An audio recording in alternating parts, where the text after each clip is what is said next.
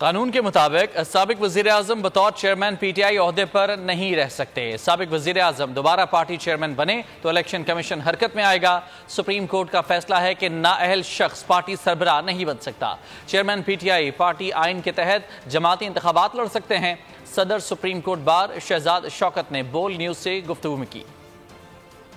Definite کہ وہ party leader کی پوزیشن ہولڈ نہیں کر سکتے under the present dispensation. Supreme Court judgment says that a person who is inherently disqualified cannot hold the post of the leader of the party.